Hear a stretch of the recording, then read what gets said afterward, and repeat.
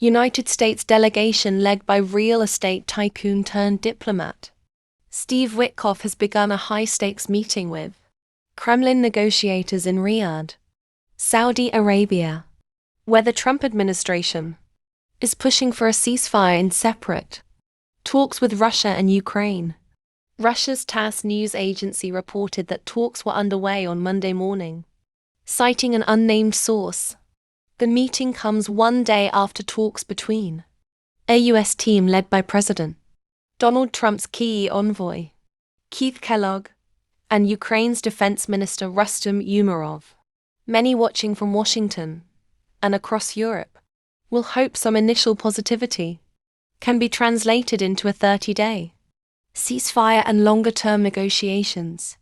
A wide gulf in expectations exists between Russia, Ukraine and their U.S. interlocutors. A barrage of Russian drone attacks killed at least 6 in Ukraine over the weekend, including young families.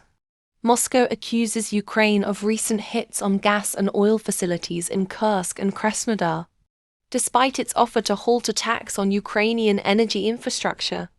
The Russian delegation at the Ritz-Carlton Hotel in Riyadh includes seasoned Kremlin diplomat Gregory Karasin and former spy chief Sergei Beseda, according to Russian state media.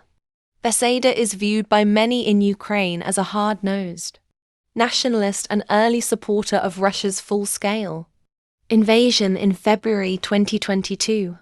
The trust deficit on the Ukrainian side has not been helped by Witkoff's recent rhetorical support for many of Russian President Vladimir Putin's maximalist positions ahead of talks.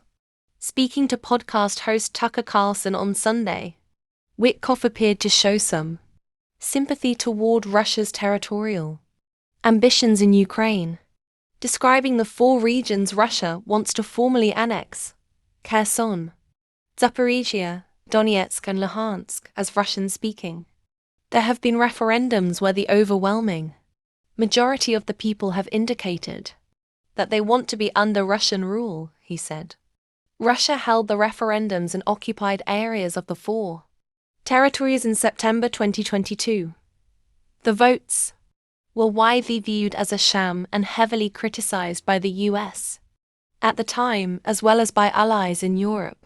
Moscow says a ceasefire will not be possible unless Kyiv agrees not to use it to resupply or reorganize its troops.